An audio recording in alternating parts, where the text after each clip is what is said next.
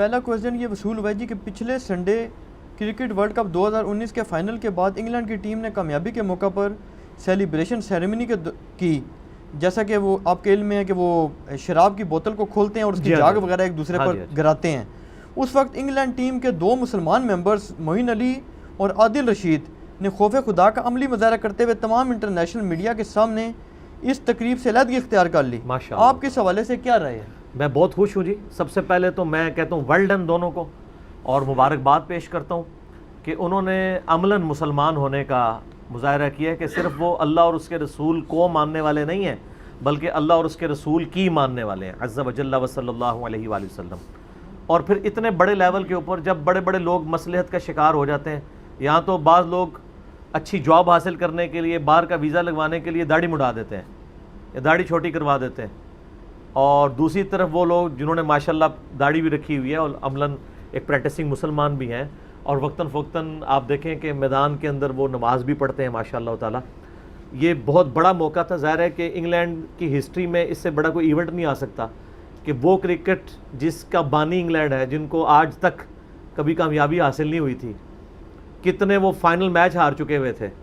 آپ بتائیں آسٹریلیا سے بھی فائنل ایک دفعہ ہارے، ایک دفعہ پاکستان سے ہار گئے، ایک دفعہ ویسٹ انڈیز سے ہار گئے۔ تو اس وقت یعنی پریکٹیکلی ہماری ہمدردیاں تو نیوزی لینڈ اور انگلینڈ دونوں کے ساتھ تھیں، کیونکہ نیوزی لینڈ بھی کئی دفعہ ہمارے ہاتھوں ہارا ہوا ہے سیمی فائنل کے اندر، پچھلی دفعہ فائنل آسٹریلیا سے ہار گئے تھے۔ تو پھر میں نے میں آپ کو پتہ ہے علمی بندہ ہوں، میچ سے پہلے مجھے میری وائف پوچھتی ہے کس کے ساتھ ہو، میں نے کہا جی دلی طور پہ تو میں نیوزی لینڈ کے ساتھ ہوں، لیکن علمی طور پہ میں انگلینڈ کے ساتھ ہوں۔ تو کہنے لگی کیوں؟ میں نے کہا اس لیے کہ انگلینڈ والے کافی دفعہ ورلڈ کپ کے فائنل میں پہنچے ہیں، نیوزی لینڈ تو ایک فائنل ہارا ہوا ہے، انگلینڈ جو ہے کم از کم 3 فائنل تو مجھے یاد ہے کہ وہ ہارے ہوئے ہیں، تو علمی طور پہ ان کا حق ہے کہ یہ جیتے۔ تو اس لیے چونکہ میں علم کا ہوں تو میں جذبات کو پیچھے رکھ دیتا ہوں، تو بہرحال وہ اللہ نے جتایا ہے، باقی تو نیوزی لینڈ کا پلڑا تو بھاری تھا۔ باقی ہم اس کی طرف واپس آتے ہیں۔ یہ جو ہمارے بھائی ہیں معین علی اور دوسرے عادل رشید، میں ان کے لیے دل سے دعا گو ہوں کہ اللہ تعالیٰ اس ایک نیکی کی برکت سے قیامت والے دن ان کے لیے عافیت کا معاملہ فرمائے، کیونکہ اللہ تعالیٰ بعض اوقات ایک چھوٹی سی نیکی کوئی بہت بڑا یعنی بنا دیتا ہے۔ بخاری اور مسلم دونوں میں حدیث ہے، میں ان کے حوالے سے بیان نہیں کر رہا، ویسے ایک ایگزامپل کے طور پہ، کہ ایک جو ہے وہ بدکار عورت تھی، وہ ایک راستے پہ جا رہی تھی، تو راستے میں اس نے ایک کتے کو پیاسا دیکھا، تو اس نے اپنے پاؤں کا موزہ چمڑے کا اتار کے تو کنویں سے پانی بھر کے اس کو پلا دیا۔ اللہ کے محبوب صلی اللہ علیہ وآلہ وسلم فرماتے ہیں اللہ نے اس ایک عمل کی برکت سے اس کی بخشش فرما دی۔ لیکن اس سے کوئی یہ پلی نہ لے کہ بھئی انسان کو بس اس طرح کی نیکیاں کرنی چاہیے اور بدکاری کی زندگی گزارنی۔ یہ ایک واقعہ ہے اللہ کی رحمت کی انٹینسٹی کو بتانے کے لیے۔ بالکل اس کا اپوزٹ واقعہ بھی ہے، وہ بھی بخاری اور مسلم دونوں میں ہے، کہ نبی علیہ السلام فرمایا ایک بڑی نیکوکار عورت تھی، اس نے بلی پالی ہوئی تھی، اس نے بلی کو بھوکا اور پیاسا رکھا حتیٰ کہ مر گئی، اس کی وجہ سے وہ عورت دوزخ میں ہے، حالانکہ اس کی کتنی نیکیاں بھی تھیں۔ تو اللہ تعالیٰ اگر چھوٹی سی نیکی پہ بخش سکتا ہے تو چھوٹے سے گناہ پہ پکڑ بھی سکتا ہے۔ یہ دونوں رزلٹ نکالنے چاہیے، دونوں ایکسٹریمز پہ نہیں جانا چاہیے۔ باقی ان کا تو معاملہ یہ تو ماشاءاللہ میرا حسن ظن ہے کہ پریکٹسنگ مسلمان ہے، اور انہوں نے اس دلیری کا مظاہرہ کیا ہے جو بڑے بڑے سو کالڈ دین کے جو ٹھیکیدار بنے ہوئے نا ان سے بھی نہیں ہوتی، اور انہوں نے دیکھیں پریکٹیکلی اس کا ثبوت دیا ہے۔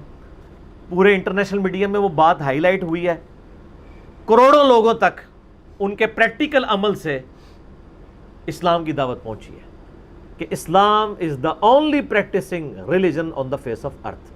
صحیح معنوں میں پریکٹسنگ ریلیجن اس وقت اس روئے ارض پہ اسلام ہے، الحمدللہ۔ تو میں مبارکباد پیش کرتا ہوں، ان کے لیے دعا گو ہوں کہ اللہ تعالیٰ اس نیکی کی برکت سے ان کے ساتھ قیامت دن عافیت والا معاملہ فرمائے۔ باقی اس حوالے سے میں یعنی کئی ایک احادیث اور قرآن کی آیات پیش کی جا سکتی ہیں، لیکن ایک حدیث جو صحیح مسلم کے اندر ہے کہ اللہ کے محبوب صلی اللہ علیہ وآلہ وسلم نے فرمایا جو شخص لوگوں کو ہدایت کی طرف بلائے، اس شخص کو جتنے لوگ اس ہدایت کی طرف آئیں گے ان کا ثواب بھی ملے گا، اور جو ہدایت پہ آنے والے ہیں ان کے اپنے ثواب میں کمی نہیں ہوگی۔ اور جو شخص کسی کو گمراہی کی طرف بلائے، جتنے لوگ اس گمراہی پہ چلیں گے ان کا وبال بھی اس شخص پہ ہوگا، اور جو اس گمراہی پہ چلنے والے ہیں ان کے اپنے وبال میں بھی کمی نہیں آئے گی. یہ نہیں ہوگا کہ وہ حضرت صاحب ہی ہمارا بوجھ اٹھا لیں. ٹھیک ہے. لا تزر وازرۃ وزر اخری, قرآن میں یہ آیت کئی دفعہ آئی ہے. کوئی جان بوجھ اٹھانے والی دوسرے کا بوجھ نہیں اٹھائے گی. تو اس صحیح مسلم کی حدیث کے تحت انہوں نے سب کو ہدایت کی طرف رہنمائی کی ہے. اس کے علاوہ بھی وہ جنوبی افریقہ کے جو ہاشم عاملہ جینٹل مین ہے ماشاءاللہ, اور انہوں نے کئی ایک مواقع کے اوپر صحیح مسلمان ہونے کا ثبوت دیا ہے. اور یہ ہے اصل میں رول ماڈل مسلمانوں کے لیے کہ اس لیول پہ پہنچ کے بھی وہ اپنے دین کو کمپرومائز نہیں کرتے. اس حوالے سے ان کو فالو کرنا چاہیے. اس کے علاوہ بھی صحیح مسلم میں ایک اور حدیث ہے کہ اللہ کے محبوب صلی اللہ علیہ وآلہ وسلم نے فرمایا کہ جس شخص نے اسلام میں اچھا طریقہ جاری کیا, اچھی بدعت نہیں, اچھا طریقہ, جیسے قرآن حکیم کو پرنٹنگ کے فارم میں لانا یہ اچھا طریقہ ہے, قرآن حکیم کے سافٹ ویئرس اور اینڈرائڈ ایپس بنانا یہ طریقے ہیں. اصل قرآن تو اپنی جگہ ہے, الیکٹرانک کاؤنٹر.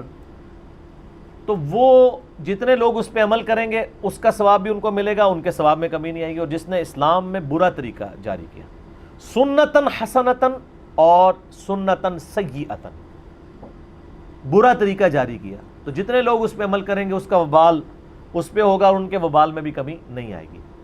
ان دونوں احادیث کے تحت انہوں نے ایک اچھا طریقہ اور ہدایت کی طرف لوگوں کی رہنمائی کی ہے. باقی لوگوں کے لیے ایک موٹیویشن ان کی بڑھانے کے لیے بہت زبردست عمل ہے.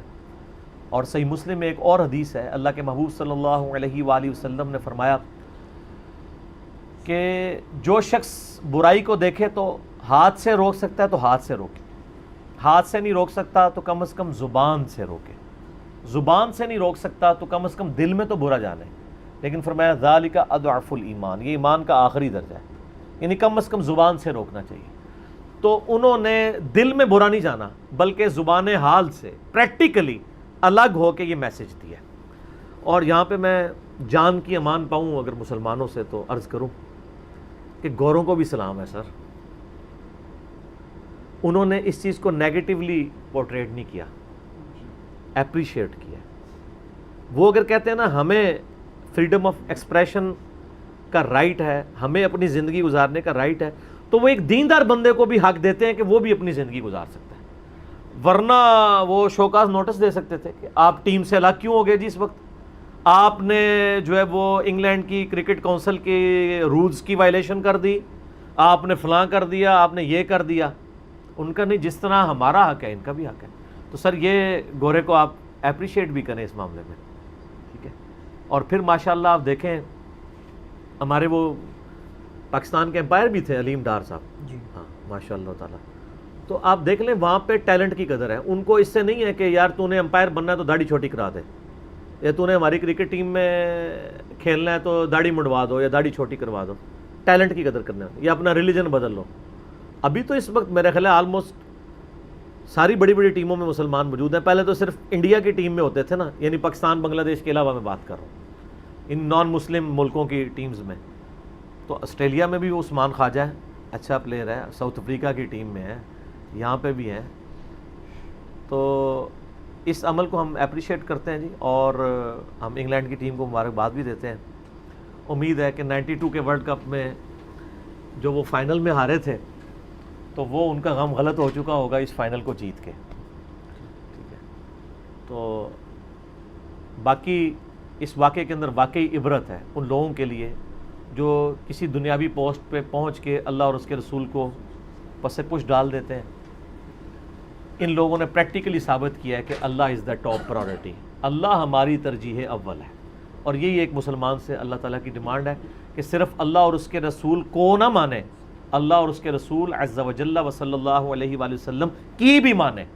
یہ کی جو ہے نا یہ مشکل ہے, کو بڑی آسان ہے, کیونکہ کی کے ساتھ امتحانات جڑے ہوئے ہیں, پریشانیاں جڑی ہوئی ہیں, دنیاوی منفعت جڑی ہوئی ہے.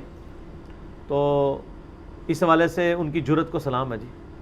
اور اس کے ساتھ ساتھ جتنے بھی دنیا میں مسلمان جو یعنی کھیلوں کی دنیا سے وابستہ لوگ ہیں, سپورٹس کے ساتھ وابستہ, چاہے وہ فٹ بالرز ہوں, ہاکی کے پلیئر ہوں, جو غیر مسلم ٹیموں میں یعنی کھیل رہے ہیں. اور میں دیکھتا ہوں کئی بار وہ فٹ بالرز کو دیکھا ہے کہ وہ فٹ بال کی گراؤنڈ میں فیفا ورلڈ کپ ہو رہا ہے, دنیا میں کروڑوں لوگ دیکھ رہے ہیں, کروڑوں بھی نہیں کہنا چاہیے, اربوں لوگ. کرکٹ کو کروڑوں لوگ دیکھتے ہیں, کرکٹ بھی اب اربوں میں چلا گیا, 1.5 ارب تو صرف انڈین ہے. تو فٹ بال تو دنیا میں سب سے زیادہ دیکھے جانے والی ٹیم ہے, یعنی ایک کھیل ہے. ان کی ٹیمز کے اندر جو ہمارے مسلمان پلیئرز ہوتے ہیں, کئی بار دیکھا ہے کہ وہ یعنی کرکٹ کے گراؤنڈ کے اندر کھڑے ہو کے رفع الیدین سے نماز پڑھ رہے ہوتے ہیں. سر آپ تو حنفیوں کی مسجد میں رفع الیدین کرتے ہوئے ڈرتے ہیں. یعنی آپ دیکھ لیں کہ ایک مسلمان کو اپنے دوسرے مسلمان فرقے کی مسجد میں رفع الیدین کرتے ہوئے ڈر لگتا ہے, لیکن گوروں کے گراؤنڈ میں رفع الیدین کرتے ہوئے ڈر نہیں لگتا. ہائے ہائے ہائے ہائے, اس پھکی کے بغیر تو مزہ نہیں آنا تھا. تو اذان عصر شروع ہو چکی ہے, اس کا جواب دیں انشاءاللہ بقیہ سوالات اذان عصر کے وقفے کے بعد.